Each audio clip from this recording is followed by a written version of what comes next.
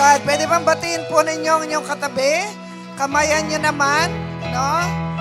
Get to know one person. Kailangan meron kayong nakikilala kahit isang tao per Sunday service. And then kung meron pong mga bakante, pag-upo po ninyo, kung may bakante sa inyong mga upuan, sa tabi ninyo, pakitaas po ang inyong kamay. Ano? Sino po ang merong bakante? Pwedeng taas. Ayun dito meron. Ushers, meron po doon. Ano? So, dalawa po doon para doon sa mga paparating pa. I believe meron pang paparating. Amen? Pwede bang palapakan natin si Lord sa umagang ito? So, praise God. Praise report po. We would like to give glory to the Lord kasi natapos na po yung ating couples retreat kahapon. Amen. Sino po ang na-bless sa mga couples na nandito? Magsabi ng malakas na amen. So we believe that we are empowering the family and it starts from the husband and wife. Ano po? And we're praying kung lolobin ng Lord ay magkaroon uli ng ganun pang couples retreat. Pero ito po ay once a year lang. Ano? Kaya you have to take advantage. Pag ito ay in-announce, you have to grab the opportunity. Ano po? At isa pa pong praise report, pinapasalamatan namin si Lord kasi nanganak na po yung anak namin na si Grace. And 36 weeks lang po siya. Dapat po ay manganak siya ng July 7. Sabi ko nga, ngayong araw na ito, ay hingi sana ako ng prayer request para sa panganganak niya. Pero nag-advance po siya at praise God, naging maayos naman po sila. Amen? So, nagpapasalamat po kami sa mga bundle of joy. Ano? Yung mga apo po kasi sila yung nagpapasaya pag lolo at lola ka na. Ano? They give joy in our hearts. Ano po? So, sa umagang ito ay tuloy-tuloy na po tayo sa mensahe ng Lord. And we would like to welcome yung ating mga visitors. Ano po? Meron tayong mga bisita. Meron tayong 7 visitors today. Pwede bang palakpakan natin si Lord sa ating mga bisita? And welcome na welcome po kayo. And I believe the Lord has a purpose kung bakit nandito kayo ngayon. No? So, ang topic po natin, paki-plus po yung aking PowerPoint. So, ano ang title po niya? Diretso lang. Sabihin mo sa katabi mo, diretso lang. So it means, keep moving forward, stay on the right track. Hindi ka pwedeng, sa buhay mo bilang isang Kristiyano, hindi ka pwedeng pupunta sa kaliwa o sa kanan. Ano? When you are going on your Christian journey, you have to go straight. Ano po, diretso lang. Ano, hindi ka pwedeng mawala sa daan patungo sa buhay na kalugod-lugod sa Panginoon. So sabi niya dito, diretso lang is a common phrase we use when giving direction, encouraging a tired runner, or telling someone not to look back in the Christian walk. God calls us to a life of focus, forward, momentum. So sa mga athlete po, no, yung mga runners, I believe may mga runners tayo dito. Pag sinabing diretso lang, kahit napagod na po yung runner, hindi siya pwedeng tumingin sa likod. Kailangan tuloy-tuloy lang siya. No, pwede siyang bumagal, pero hindi siya pwedeng huminto because he has to finish the race. Kailangan tapusin niya yung takbuhin niya. Naintindihan po ba natin? No? So we need to move forward. Ano? Diretso lang. Ano po sinasabi sa Philippians chapter 3 verse 12? Pwede po bang samahan niyo ako magbasa? Obtain all this, or have already arrived at my goal, but I press on to take hold of that for which Christ Jesus took hold of me. Brothers and sisters, I do not consider myself yet to have taken hold of it. But one thing I do, sabihin natin, one thing I do. Sabi niya, forgetting what is behind and straining toward what is ahead. Verse 14, I press on toward the goal to win the prize for which God has called me heavenward in Christ Jesus. No? So ito po ay isa sa mga sinulat ni Pablo na nakikita niya kung ano yung Christian walk, yung journey, ano. At dito ay marami siyang mga pinagdaanan ng mga pagsubok, ano. Nandun na yung na-shipwreck siya, nandun na yung gusto siyang patayin ng mga tao kung saan siya nangangaral. No, marami po siyang pinagdaanan. Pero nasabi niya, one thing I do, forgetting what is behind. Pag sinabi natin word behind, ibig sabihin ito yung nakaraan mo. Ano? And straining toward what is ahead. So pagka may goal ka, gusto mo ma-achieve mo yung goal mo na yun. Ano po? And then sa Proverbs 4, verse 25 to 27, magbasa po ulit tayo.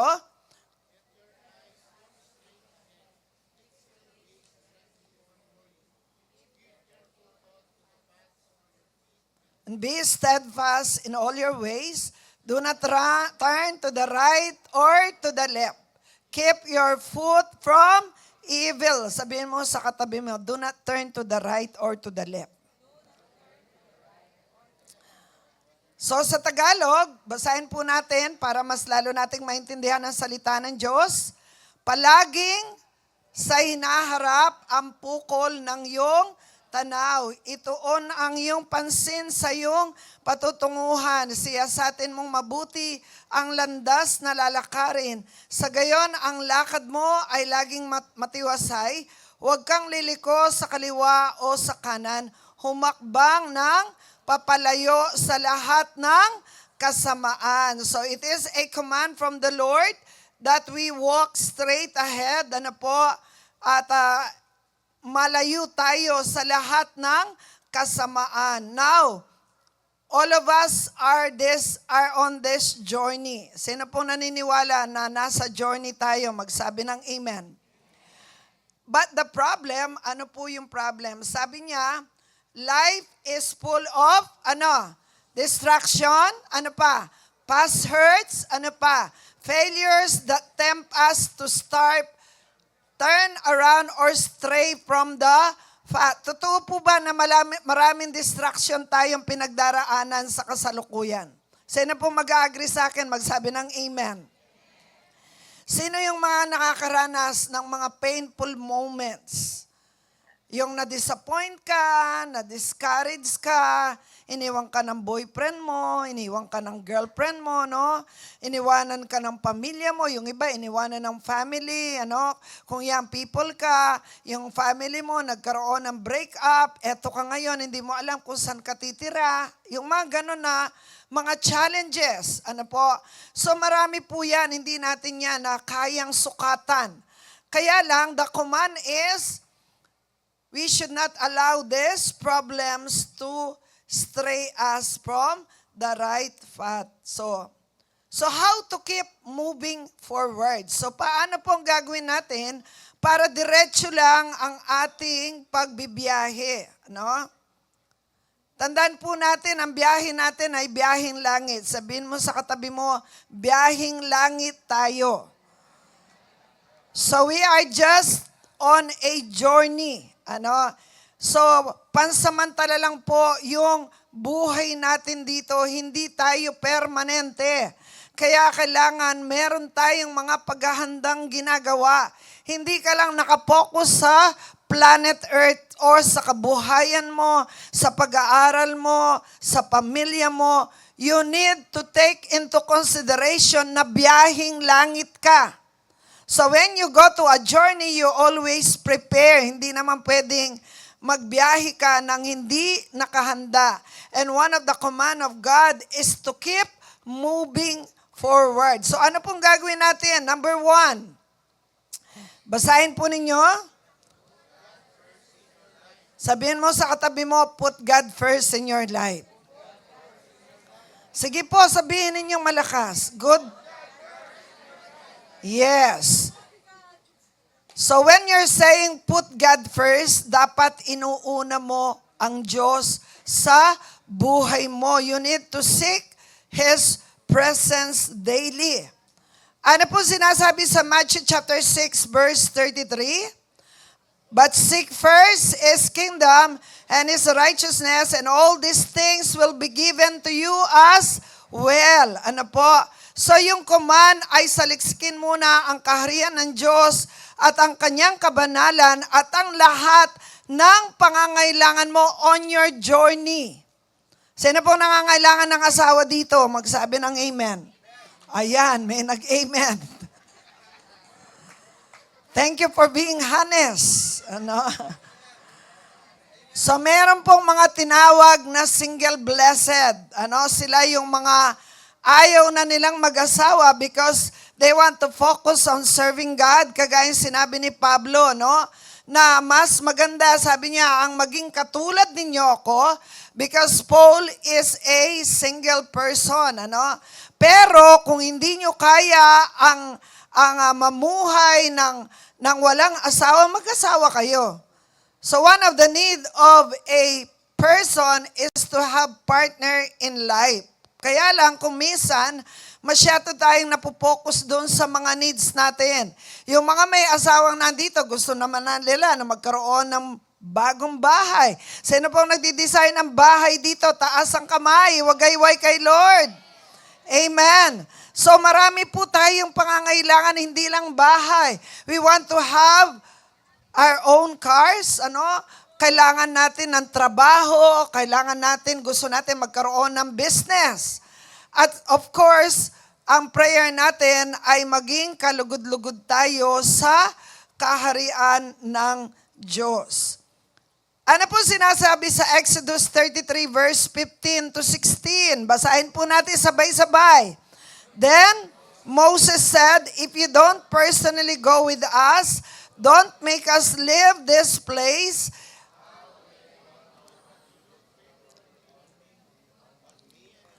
People, if you don't go with us, for your presence among us, set your people and me apart from all other people on the earth." So ito po yung sinabi ni Moses, ano? Naranasan niya ang presensya ng Diyos. Alam niyo po ba na si Moses napaka-intimate ng kanyang relasyon sa Diyos? God talked to him face to face. Ano? Talagang pagka kinakausap siya ng Diyos, talagang napaka-intimate po nila. Talagang pag nagbigay siya ng direction, talagang swak na swak. Ibig sabihin, lapat na lapat. Ano? Doon sa pinapagawa ng Diyos. So, meron pong clarity ang direction ng Panginoon.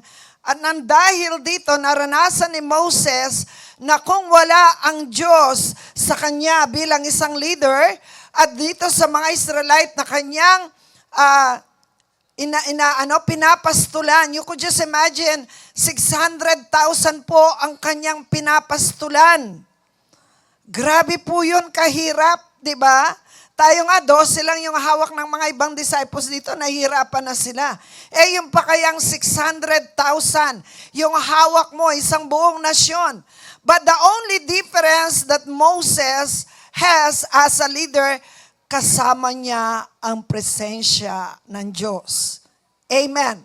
And because of God's presence, ang sabi niya, Lord, kung hindi ka sasama sa amin sa journey na ito, because they have so many places to conquer.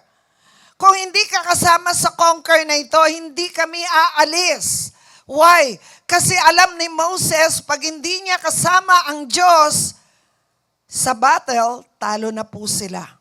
No? That's why it is very important that when we keep moving forward, kailangan kasama mo si Lord. Can I hear an amen? Huwag kang aalis sa journey na ito na hahakbang ka na mag-isa ka lang. Matatalo ka ng enemy because it is the Lord Jesus Christ that gives us the victory. Kaya napakahalaga po kay Moses yung presence ni Lord. Sa atin po kayang nandito, mahalaga ba ang presence ni Lord sa iyo? Parang ang hina po. If God's presence is so important to you, you should always put God first in your life. Amen? Kasi alam mo, lahat ng meron ka, ano bang meron ka? Yung kagwapuhan mo na yan, galing kay Lord yan. Yung kagandahan mo yan, galing kay Lord yan. Yung asawa mo, bigay din ni Lord yan. Amen? Yung mga anak po natin, they are all coming from God. Yung mga business nyo, galing sa Panginoon yan. Kung ano man ang kayamanan na meron ka, lahat ay galing kay Lord. Wala kang pag-aari. And it is only because of the presence of God, kaya nananatili po tayong malakas, malusog. Amen? Kaya alam ni Moses, pag hindi ko kasama ang Lord, takot ako, sabi niya. Takot ako, Lord. Kasi, sino pa ang magtatanggol sa kanila? Samantalang ang Diyos ang nagpapanalo sa battle. Amen? God is on our side. The battle belongs to the Lord. Kaya when you move forward, you have to make sure that you put God first in your life. Now, the trap of the wrong first. Ano ba yung trap? Yung patibong na may inuuna kang iba. Sabi niya, we live in a world that constantly tells us to put ourselves. Next slide po. Our careers and our finances first. But when we prioritize the things of this world, we open the door to chronic worry and anxiety. Whatever is the throne, sino yung nandun sa trono ng iyong buhay, it will dictate your peace. Sino ba yung nakasentro sa atin, mga kapatid? Sabi niya, if money, pera, datong bread, salapi, kwarta, approval or success comes first, your peace is fragile. Alam niyo pong ibig sabihin ng fragile? Delikado, Madali siyang mawala, So, when you attempt to put God second and handle everything else of yourself, you operate in your own limited strength. Kaya hindi ka nagmo-move forward because you are totally depending upon your own strength. Nananatili kang, kumisa nandun ka sa left, kumisa napupunta ka sa right, because sabi niya, sino yung nakatrono sa iyong puso? Kaya po, the wrong first. Kuminsan, nagkakamali tayo kung sino yung sentro ng ating buhay. Ano bang sinasabi ni Jesus? Sabi niya, Jesus tells us clearly, ano yung sinabi ko kanina, Matthew 6:33, seek first the kingdom, and to seek His kingdom, it means to, sabihin po ninyo, surrender to His ultimate authority. It means running your decision through a spiritual filter. Is this something you want me to do? It means giving God the first of your time. Offering Him your daily devotion before you ever check your phone or dive into daily tasks. Paulit-ulit po naming sinasabi ito na kung si Lord ang number one sa atin, dapat yung lahat ng meron ka, siya ang inaayaan mong kumilos. Dahil siya lahat ang may-ari. Yung buhay natin, sa Kanya po yan. Kung gusto kang kunin ni Lord, isang click lang, patay kang bata ka. Naintindihan po ba natin? Hindi mo pwede sabihin, ako aabot ako ng 110 years old. Only God can do that. Amen? Kaya nga kailangan maayos yung kaisipan mo, yung puso mo. Alam mo yung priority mo, dapat si Lord. When God said, seek first His kingdom, kailangan surrender ka. Surrender mo ang sarili mo, surrender mo ang family mo, surrender mo ang gusto mo. Kaya nga sabi ni Jesus, Father, not my will, but let your will be done. Si Jesus nga gusto niya ang kagustuhan ng Ama ang masunod. Ikaw pa kaya? Kung minsan matigas po yung ulo natin, Father, let my will be done and not yours. Baligtad, di po ba? Kaya nga, nagkakamali tayo, nagro-wrong turn po tayo, ano? So, yung oras natin, dapat meron kang time sa pagde-devotion. And then, it means honoring Him with your resources, giving Him the first and best of what He has entrusted to you to show your gratitude and trust. Even in our giving, kailangan hindi yung tira-tira binibigay natin kay Lord. Sabihin mo sa katabi mo, dapat yung best ang bibigay mo kay Lord. Amen? Hindi lang naman po pera eh. It's not only about money. It's not only about wealth. It's about your time. It's about yung talents mo. Binibigay mo ba yan kay Lord? No po? So, honoring Him with your resources. Kaya kailangan ibigay natin yung the best. Mga kapatid, we need to understand na if you want to move forward, diretso, hanggang hindi tayo makarating sa langit, we need to put God first in your life. At huwag mong kakalimutan na the only thing na nagiging kakaiba tayo, ay yung presensya ng Diyos sa atin. Yung tinatawag na pogi. No? Ano po yung pogi? Acronym ito ng network ni Brother Tony. The presence of God inside. That's the only thing na kakaiba ka. Hindi ang ganda mong yan because that beauty will fade. Amen? But the only difference that we have with the unbelievers ay nakikita nila yung presensya ni Lord sa atin. Tanungin mo nga yung asawa mo kung katabi mo, nakikita ba yung presence ni Lord sa akin? Parang hirap sagutin, di ba? Kasi paano kung hindi nakikita? Sasabihin niyan, ay nako, nagtanong ka pa. Alam mo na yung sagot, di ba? Ibig sabihin, there must be something that you must do, that you must always make Jesus as the number one in your life. So ano po yung number one to stay moving forward? Oh, nakalimutan na. Number one, put God first. Sabihin natin malakas, put God first. Okay, number two, forget what is behind. Iwanan ang nakaraan. Now, subukan po kaya ninyong lumakad ng nakaganyan kayo. Ano kayang gagawin na? Paano nang mangyayari sa atin? Kung nakatalikod kang ganyan, madadapa po kayo. Amen? You cannot move forward na nakatingin ka sa nakaraan. Ano ba yung nakaraan mo? Sabi sa Philippians chapter 3 verse 13, forgetting what is behind and straining toward what is ahead. Grabe, ang plano ni Lord sa'yo is to prosper you and not to harm you. Amen? Ang ganda ng pangako ni Lord sa'yo. Ang ganda ng pangarap ng Diyos sa atin. But we need to move forward. Kaya kailangan po, ano ang nasa likuran? Bakit nagbabalik ka sa iyong nakaraan? Alam po niyo, mayroong isang tao sa Bible, yung asawa ni Lot, natatandaan nyo? Noong nasunog ang Sodom at Gomorrah, because of sexual immorality, ang command, huwag kayong lilingon. Do not look back. Huwag kayong lilingon. That was the command. Dahil yung nasa likod is the symbol of sin. Yung nasa likod po, ang Sodom at Gomorrah. At kaya yung sinunog because of sin.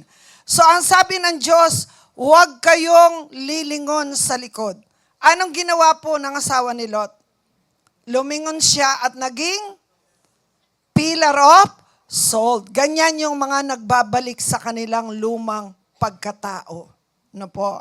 Kaya kung ikaw ngayon, kapatid, binago ka na ni Lord, you do not have the responsibility na babalik na lang ako kasi di ko kaya eh. No! You have to move forward. Amen.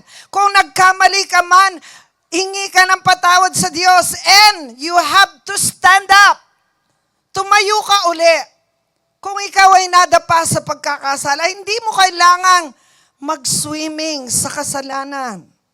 Naintindihan po ba natin? Because the trap of the past, sabi nga niya dito, the trap of the past, sabi niya, we cannot move forward if we are constantly, next slide po, we cannot move forward if we are constantly looking at the rearview mirror, regrets, past sins, already forgiven by God, and even past victories can hold us hostage. Baka naman, kaya hindi ka nag-move forward, kontento ka na sa past victory mo. But kapatid, yung mga blessing na binigay ni Lord sa iyo ngayon, sabihin mo sa katabi mo, patikim pa lang yan. Patikim pa lang yan. There is more. Sabihin natin, there is more. Hindi pa yan because our God is unlimited. Ano po? Daig pa yan ang unlimited rice. Ibig sabihin, hanggat gusto kang i-bless ni Lord, i-bless ka niya. But, handa ba yung sisidlan mo? Because if you are, sabi niya, if you are constantly living in your past, yung mga past sins mo, yung mga regrets mo, and even yung mga past victory, kaya ayaw mo nang mag-move on, ayaw mo nang mag-improve, kontento na ako dito, Lord. Pero mayroon pa, you have to move forward. There are more blessing, there are more promotion to come. Kaya, yung mga driver na nandito, ano pong mangyayari sa inyo kung palagi na lang kayo nakatingin doon sa rear view mirror nyo? Nakatingin lang kayong ganyan. Mababangga kayo. Amen? Kasi kailangan yung rear view mirror, parang ano lang po yan. Segundo lang. No? You have to look forward. Na po. Sabi niya, the action. Diretso lang means dropping the heavy baggage of yesterday so you can run the race today. Sabihin mo sa katabi mo, bigay mo na kasi kay Lord. Yung mga problema na yan. Amen? Yung mga kasalanan na yan, ibigay na natin sa Panginoon. Sino po ang magsasabi kay Lord, Lord, iiwanan ko na ang nakaraan ko. Magsabi ng amen. You have to leave your past sins. You learn from your past, but you do not live in your past. Tapos na yun, wala na tayong magagawa. Oo, nagkasala ka, nagkamali ka. Ano ngayon, wala ka nang magagawa doon. But you need to learn na wag mo nang ulitin yon. Amen? And you have to stand up. Kailangan po magpatuloy tayo. Medyo napapaos na po ako kahapon kasi medyo pagod na yung sa couples retreat.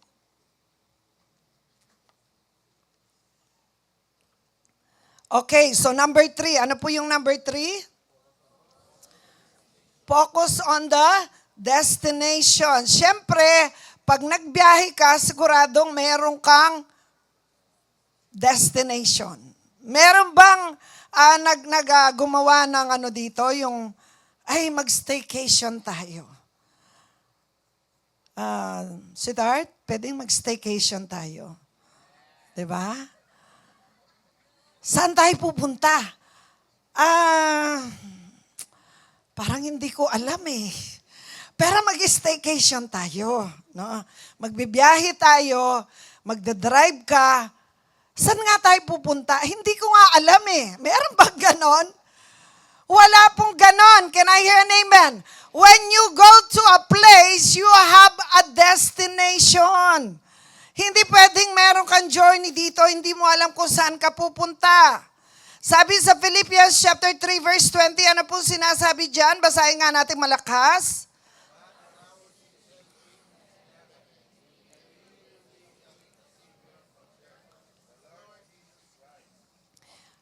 Taga saan po kayo? Taga saan po uli? So you have to focus on your destination. This is the word of God.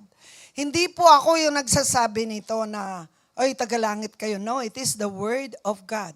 Ang sino mang tumanggap sa Panginoon bilang tagapagligtas ay nagiging anak ng Diyos. And syempre, anak ka ng Diyos. Saan nakatira ang iyong Ama? Nasa langit, di ba?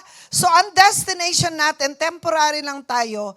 Pag tayo po ay lumipat na sa kabila, our destination is in heaven. Sabi niya, no? Kaya, kailangan, mangamoy langit ka. Tingnan mo yun mo nga yung katabi mo, amoy langit ba yan? O baka amoy suka. Alam po nyo, pag nangangamoy langit kayo, pagkatabi ka ng isang tao, bless na bless siya. Grabe ka naman, Brad. Nakikita pa lang kita, nabe-bless na ako. Amen? Grabe ka naman, pag nagsalita ka, darling, talagang parang nabe-bless ako talaga. Why? Because they can feel, they can sense, they can see Jesus in us. Ano po? Kaya dapat, sabi sa Proverbs 4 verse 25, let your eyes look straight ahead, fix your gaze directly before you. So kung tagalangit ka, dapat mamuhay po tayo ng tagalangit. Amen? So ano yung danger of distraction? The danger of distraction. The enemy uses comparison, ano pa? Discouragement, and worldly illusions to make us look left and right. When Peter took his eyes off Jesus to look at the waves, he began to sink. Naalala niyo po si Pedro?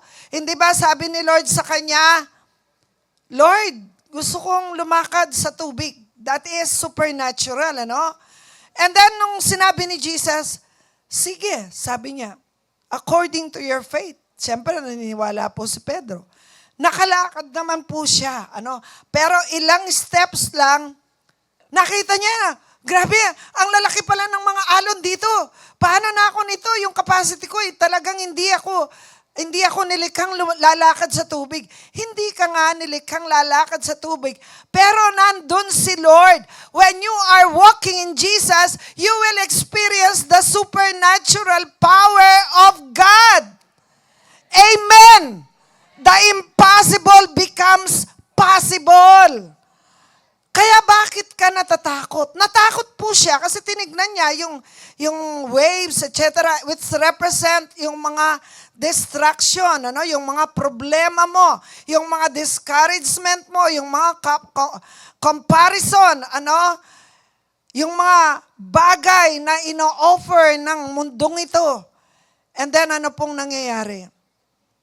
Nawawala na po kayo. Sabi nung daan, ano, mayroong mga direction. O this way, sabi niya. This way to wealth, sabi niya. O this way to honor, to success. Eh yung diretsong yon, this way to heaven.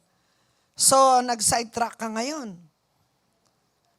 And then, temptation comes at masyado ka nang na-focus sa kayamanan, sa katanyagan, ano, wala kang naging panahon para unahin mo ang Diyos.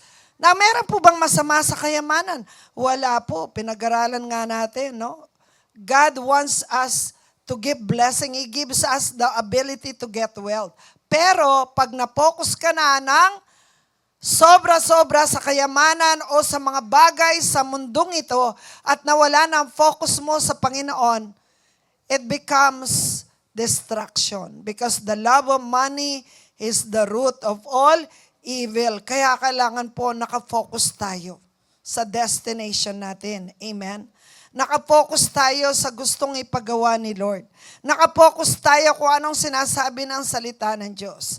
Nakafocus ka sa purpose mo. Ano ba ang purpose mo? Do you remember what is your purpose? Bakit nandito ka sa planet Earth? Our purpose is to love God and to love people. Can I hear an amen?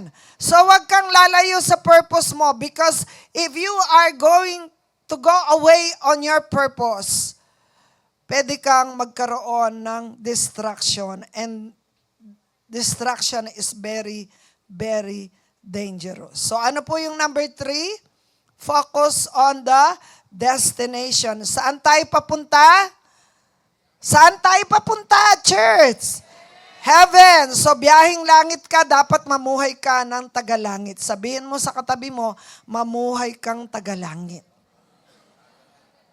Kasi we are preparing for our heavenly citizen. Maliban na lang kung gusto mo maging taga-impyerno ka. Sino po nandito na gusto nyo maging taga-impyerno kayo? Oh, buti na lang may umayaw. Ano? Because we do not want to go to hell. Ano po? Number 4. Number 4, maintain your momentum. Huwag kang hihinto. Sabihin mo sa katabi mo, huwag kang hihinto. So when you are on this Christian journey, kailangan po, huwag kang titingin sa kabila sa mga distraction. You have to move forward on a daily basis. And it must be tuloy-tuloy, walang hadlang, consistent siya, Pagka nadapa ka, tayo ka lang, tuloy-tuloy ka na naman. Sabi ko nga kanina, yung mga runners, pwede silang mapagod, pero hindi sila pwedeng huminto. Pag sila huminto, talo na sila. Naintindihan po ba natin? The same with us, if you are on this race, sabi niya sa Philippians 3 verse 14, pakibasa po. I press toward the goal to win the prize for which God has called me heavenward in Christ Jesus. Kaya yan, maliwanag talaga. Tagalangit talaga tayo kung tinanggap mo na si Jesus bilang Diyos at tagapagligtas. Now, the reality of fatigue. Sino pong mga napapagod dito magsabi ng amen? Okay, sabi niya dito, the reality of fatigue.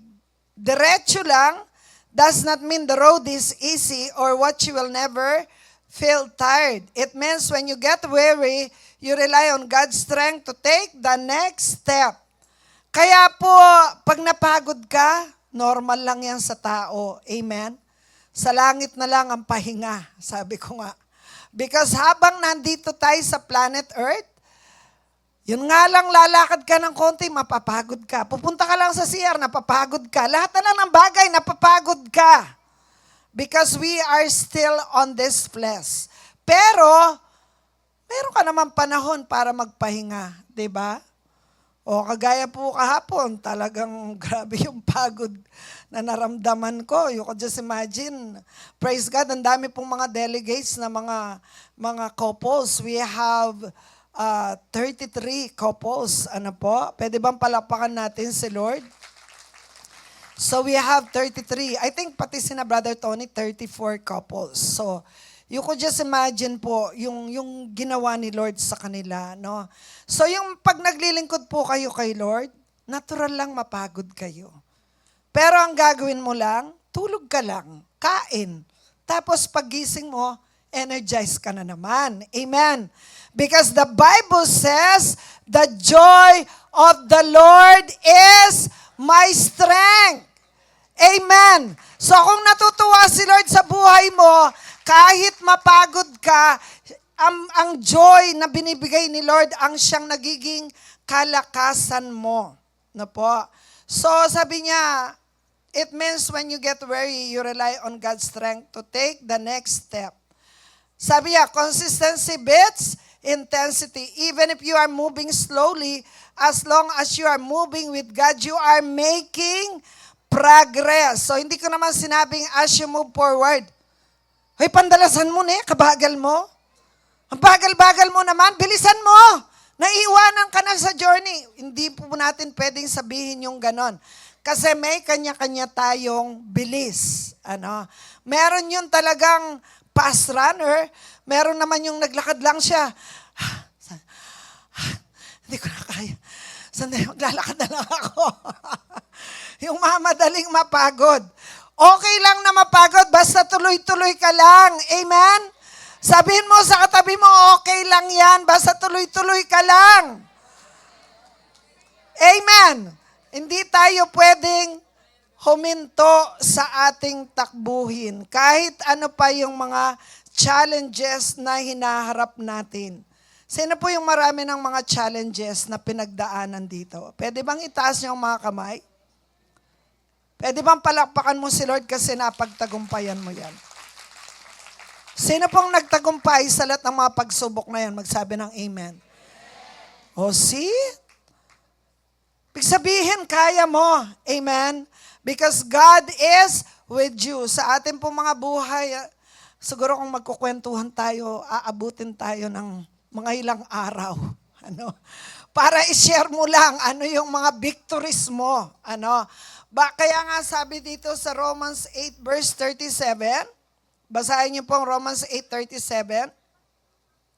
Sabi niya, No, in all these things, we are more than conqueror through Christ, through Him who love us. Yung Him po, si Jesus po yun. No? So kapatid, huwag kang matatakot sa journey mo bilang Kristiyano. It is not an option to stop. Pag sinabing option, pwede kang mamili kung anong gusto mo. In this journey, hindi ka pwedeng mamili. Isa lang ang pwede mong gawin. Magpatuloy ka, kapatid. Amen. Pag napagod ka, magpahinga ng konti, tapos tuloy na naman. Amen. Kahit pagumpa yung bagal mo, okay lang yan. Basta tuloy-tuloy lang po tayo. Apo? Kaya, maintain your momentum. Kailangan wag tayong hihinto. And then lastly, dito ako magtatapos. Sabi niya, trust God in your journey. Sabihin mo sa katabi mo, magtiwala ka sa Diyos. So you need to trust God. Anong sinasabi sa Proverbs 3 verse 5 and 6? Trust, sige po, malakas, basahin natin. Trust in the Lord with all your heart and lean not on your own understanding. In all your ways submit to Him and He will make your path straight. Kapatid, kumusta naman ang tiwala mo sa Kanya? Ano po? Sabi niya dito, the promise, God will make your path straight. What a straight path means, a straight path does not necessarily mean a smooth, easy, or painless road. It means a road free from the traps of your own foolishness aligned with God's perfect will. So pag sinabing, He will make your path straight, hindi niya sinabing, walang bako. Lord, walang bako keng Kapampangan, alang kulukul na Lord. Walang rough road. Kasi po, pag rough road, yung sasakyan talagang parang talagang bumpy road. Ano po? So, ang sinabi lang ng Panginoon, I will be with you. Kasama mo ko. Kung merong mga bako-bako sa buhay mo, aayusin ko yan. Amen? Kaya sabi niya, divine alignment, God promised to clear away the clutter, guiding you toward this goal for your growth and lead you to your ultimate destination. So, alam po ba ninyo na napakabait ng Diyos sa atin? If you're going to make Jesus as your Lord and Savior, sinusugurado ko sa iyo, 100%, you will never be the same. Yung journey mo magiging iba. Kung dati overthinker ka, warrior ka, konting bagay lang, natatakot ka na, magkakaroon ka ng peace of mind. Amen? Kasi po maraming mangyayari sa atin. Yung yung sinabi na kumisan hindi naman natin maiwasan yung mga bad report, yung tinuro ni Ate Dayan last Thursday na kumisan may good report, kumisan may bad report, but the best thing is kasama mo si Lord. Whether it is good or bad report, God will be with you on your journey. I-share ko lamang po yung nung si Grace po ay manganganak, I think it was yesterday, bigla po akong tinawagan ng manugang ko, si Ian, kasi tulog na si Pastor, ayaw ko siyang gisingin, kasi pag nagising po siya, nahihirapan siyang matulog uli. So, ako yung tinawagan po ni Ian at 12:30 in the madaling araw, midnight po yun eh. Katutulog ko lang po ng mga around 10:30 during that time, So, nung tinawagan niya ako, nagtataka ako kasi pag may tumawag na ganong late at night, siguradong It may be good news or bad news. Ano? So, nung inangako po yung cellphone, sabi ko, hello, kako. Ma, sabi, ganun po yung tawag niya. Ma, nandito kami sa ospital. Ha? Bakit kayo nasa ospital? Si Grace po, na ano na yung kanyang water, yung panubigan niya. Sabi niya, pumutok na. Di po ba pag manganganak yung babae, una yung water bag. And then, nandun na siya sa hospital. Kaya lang, 36 weeks pa lang po siya. No? Hindi pa siya complete term. Nandun siya sa, dapat mga July 7 pa siya manganganak. So, sabi niya, nandito na kami sa hospital. So, inaayos naman siya, chine-check up po siyang mabuti. Titignan kung kailangan niyang ma-CS or mag-normal siya, sabing ganon. Alam po niyo, hindi na ako nakatulog. From 12:30 until mga 4 a.m., gusto kong matulog, hindi ko alam bakit hindi ako makatulog. Pero kinakapa ko yung puso ko eh. Sabi ko, Lord, may worry ba? Alam mo naman pag may worry ka, di ba? Kasi po yung worry, talagang nakakasama sa pag-iisip. Kinakapa ko yung heart ko. Wala naman akong worry eh. May peace of mind ako. Pero may sitwasyon na hindi mo alam kung anong mangyayari. Kaya lang talagang hindi na po ako makatulog kasi siguro dahil nasira yung aking momentum sa tulog, hindi na ako makatulog. And then I begin to pray, Lord, we know that this baby is a miracle baby. Miracle baby po kasi yun. Kasi si Grace, na po siya, bali magta-37 na po siya this December 15. Wala pa siyang anak. Sa babae, dapat mas maaga, mas maganda. And then, nung po kami ay nagpunta sa Peñel, nilapit ko po ito sa ating, kay Pastora May sa Peñel. Umiiyak ako. I still remember that was July. Yung birthday ko, nag-celebrate ako sa Peñel. Pastora, ito yung prayer request ko, kako. And then, pinag-pray po niya, pati yung, yung wala pa pong baby noon si Grace, hindi pa siya nagbubuntis. And, ni-record ko po yung prayer ng ating pastora sa Peñel. At nung kami ay papunta ng Australia to visit them, pinarinig ko po yun kay Grace. Sinend ko sa messenger. Believing that with God, nothing is impossible. Amen? Kasi there is power in words. Kayo pong mga magulang na nandito, may power po yung mga pananalita. No? Hindi lang sa mga magulang, even kayong mga, all of us here, there is power in words. Kung ano yung sinasabi mo mangyayari. At meron po kaming declaration sa kanila na ang prayer namin ay magkaroon sila ng permanent resident visa and after that, magkakaroon na sila ng baby. So, palagi naming sinasabi yon. Magkaka-PR na kayo kahit umiiyak na po sila. Matagal, wala pang result, wala pang ganyan. Magkaka-PR kayo.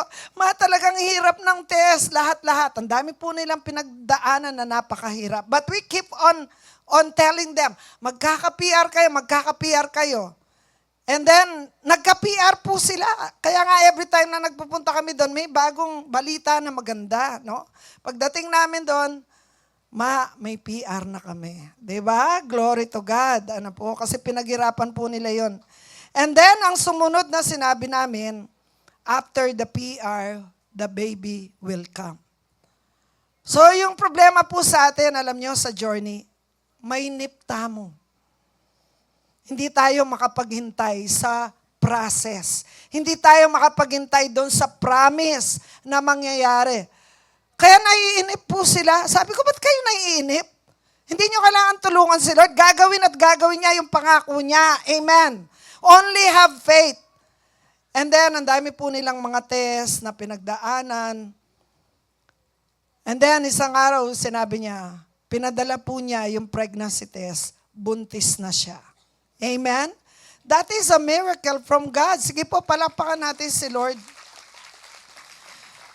And then, nagkaroon na naman ng mga process sa check-up niya. Sabi niya, sabi ng doktor, maliit daw yung baby. Kaya nung umuwi po sila dito, nagpa-check up siya. Sabi ko, hindi. Pagka binigay ni Lord yan, bibigay niya yan ng normal, malusog, etc., etc. Amen. So there is power of confession again.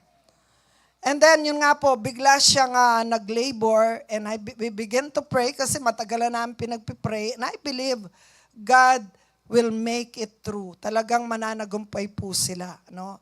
Kaya sabi ko, ngayon po nakita namin yung apo, 5.5 pounds lang po siya, pero malusog po siya. Amen? Pwede ba palapakan natin si Lord? Siya po ngayon ay nasa incubator kasi kulang pa siya ng araw, 36 weeks, dapat 39 to 40 weeks. Pero malusog po siya by the grace of God. And we're praying right now yung kanyang newborn screening, na maging normal po yung maging result ng newborn screening. Now, bakit ko sinishare ito? Kasi gusto kong kayo man ay magkaroon ng tunay na faith na buhay ang ating Diyos. Amen. Yung mga imposible ay nagiging posible. Yung supernatural ay nangyayari. Sino bang magsasabi na pwede ka pang mabuntis kung wala kang anak? Sasabihin ng doktor, hindi ka na pwede. Sinabi lang ng doktor yon, pero kay Lord, pwede pa. Amen? Basta kalooban niya. Sino bang magsabi sa'yo, ay, hindi ka na makakapagsasaw. Sinabi lang nila yon, pero kay Lord, walang imposible. Amen? Sasabihin nila, wala ka ng pag-asa. Sige, ikaw nagsabi niyan. Pero sabi ng Diyos ko, meron akong pag-asa. Amen?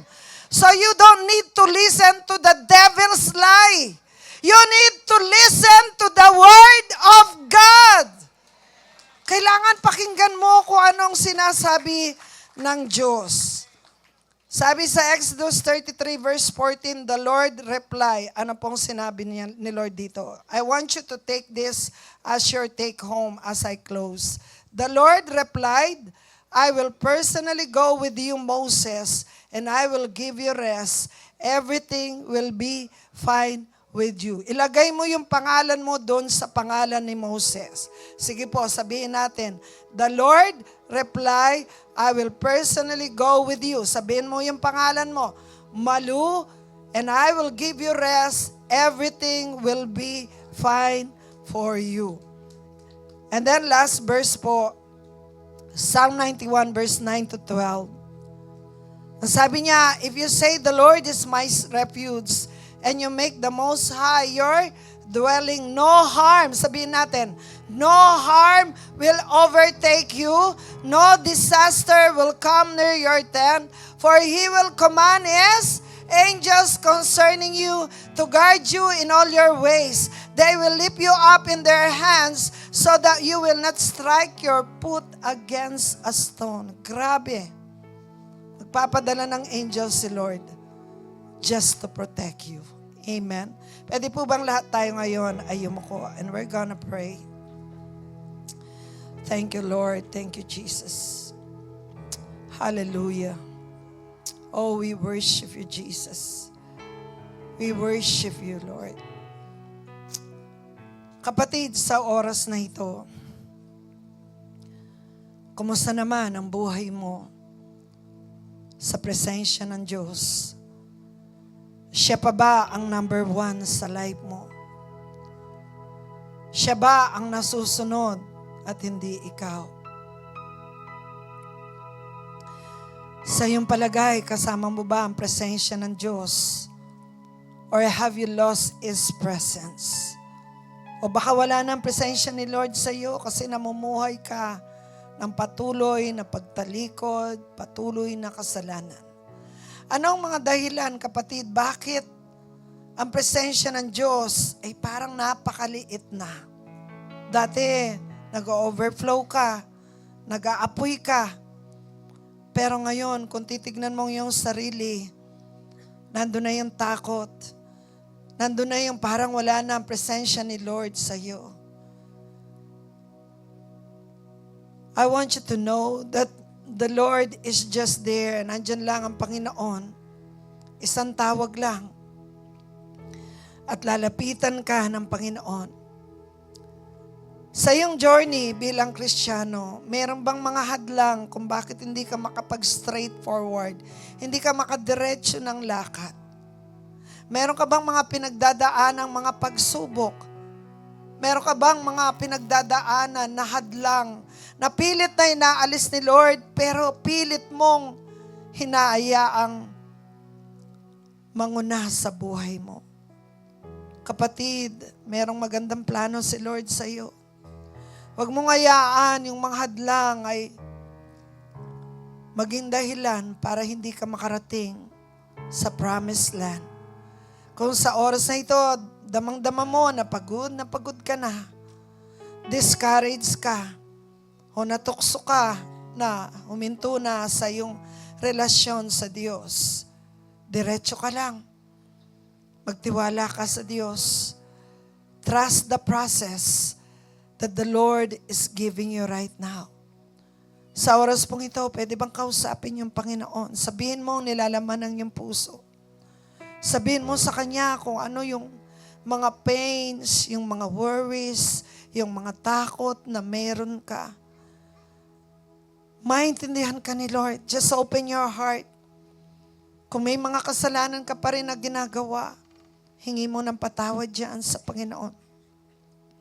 I believe the Holy Spirit is here at kinoconvict ka kung ano ang mga dapat mong ginagawa para sa Kanya pero hindi mo nagagawa. The Holy Spirit is convicting you of your life. Ano yung mga ginagawa mo sa buhay? Papunta ka na sa left o sa right. Nawawala ka na sa straight path. I want you to talk to the Lord right now. Sabihin mo sa Holy Spirit kung ano ang mga hadlang na yan. And begin to surrender them. Isuko mo ang buhay mo, kapatid, at sabihin mo, Lord, hayaan niyo po na ang kalooban mo ang mangyari at hindi ang kalooban ko. Lord, let your will be done and not mine. Hallelujah. Sige, just keep on talking and praying to the Lord. Sa ating pong mga bisita na nandito, I believe it is not an accident na dinala po kayo ng Panginoon. Meron siyang purpose, kapatid, kung bakit dinala ka niya. Gusto niyang umayos ang buhay mo. Gusto niyang lumakad ka ng may kabanalan. Gusto niya kanyang pagpalain. Gusto niyang maranasan mo kanyang pag-ibig. Sa oras na ito, kung gusto mong maranasan ang pag-ibig ng Diyos sa iyong buhay, pwede bang sumunod ka sa panalangin ito ng pagtanggap? Habang ang lahat ay nakayukot na nanalangin, sumunod po kayo sa panalangin ito. Panginoong Hesus, sa oras pong ito, ako'y lumalapit sa inyo at inaamin na ako ay isang makasalanan. Patawarin po ninyo ako sa lahat ng aking mga nagawang kasalanan. Hugasan mo ako ng iyong makapangyarihang dugo at tinatanggap kita sa aking puso bilang aking Diyos at tagapagligtas ng aking buhay. Kayo na po ang maghari sa akin, magbuhat sa araw na ito, sa pangalan ni Jesus. Amen. Tayo pong lahat, maybe matagal na kayong mga Kristiyano, pero lumihis ka ng landas, nawawala ka na sa straight path. Pwede bang sumunod po tayo sa panalangin ito? Panginoong Hesus, sa oras pong ito, inaamin ko po na ako ay nawawala sa tamang daan. Hindi na po diretso ang aking lakad papunta sa kabanalan. At sa oras na ito, muli akong humihingi ng kapatawaran ng lahat ng mga kasalanan na nagagawa ko. Patawarin po ninyo ako at hugasan ang iyong dugo. At tulungan niyo po ako na lumakad ng may kabanalan, diretso sa tamang daan. Panginoon, pinipili ko po na isuko ang lahat ng kasalanan, ang lahat ng mga nagiging hadlang para ako ay lumakad ng diretso. Lahat ng masasamang barkada, lahat ng bisyo, lahat ng mga bagay na ginagawa ko na hindi po kayo natutuwa, lahat po ng ito ay aking isinusuko sa inyo. Kumilos po kayo sa aking buhay.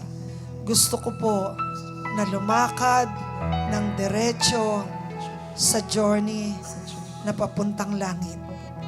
Tulungan niyo po ako, Banal na Espiritu, sa lahat ng oras. Ito pong aking hiling at dalangin sa pangalan ni Jesus. Amen and amen. Na naka-ready na po ang inyo pong mga kaloob para sa Diyos. At sa umaga pong ito, gusto ko pong ibahagi sa inyo ang liham po ni Pablo sa mga taga-Pilipos, chapter 4, verse 19. Ang sabi niya po sa mga taga-Pilipos, dahil mga Pilipos po kasi ay generous, supportive, giver, at ito po ang binigay na katiyakan po ni Pablo sa mga taga-Pilipos.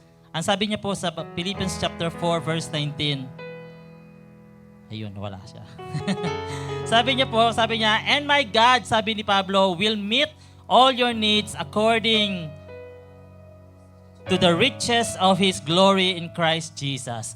Sabi niya po sa NLT, and the same God who takes care of me, sabi ni Pablo, will supply all your needs from His glorious riches which have been given to us in Christ Jesus. Sa Tagalog, sabi niya, at dahil kayo'y na kay Kristo Jesus, ibibigay sa inyo ng aking Diyos ang lahat ng pangangailangan ninyo mula sa kasaganaan ng kayamanan niya. Kaya lahat po ng mga nakakonek kay Kristo, no, nagbibigay po ito ng katiyakan sa atin na lahat po na pala ng pangangailangan po natin ay kanya pong ipagkakaloob, isusupply niya sa lahat po ng ating mga pangangailangan. At yun po yung mga kailangan po natin.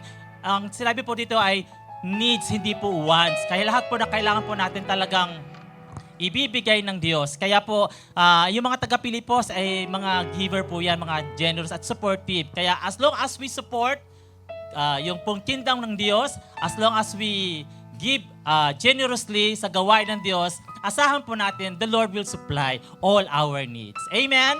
At inanyayahan ko pong tayong lahat ay tumayo para ipanalangin lahat po ng ibibigay po natin sa Diyos. Panginoong Diyos, maraming pong salamat sa oportunidad na ito na yung ibinigay sa bawat isa upang maipahayag po namin ang aming pong suporta sa iyong gawain at maipahayag po namin ang aming pong malasakit sa iyong gawain. Sa oras pong ito, sa lahat po ng mga magkakaloob, sa lahat na mag-aabot ng kanilang pong mga kaloob sa inyo sa gawain ito, dalangin po namin, Panginoong Diyos, ang iyong pong kasaganaan, ang patuloy pong ang siyang patuloy dumaloy sa bawat isa sa amin.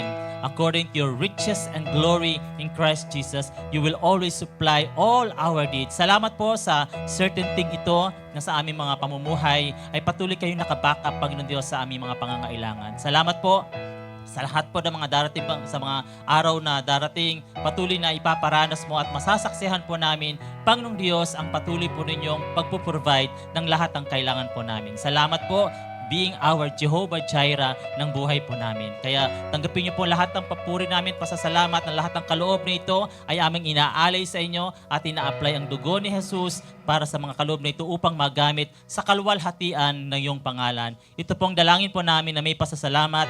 In Jesus' name, Amen. God bless po sa ating lahat.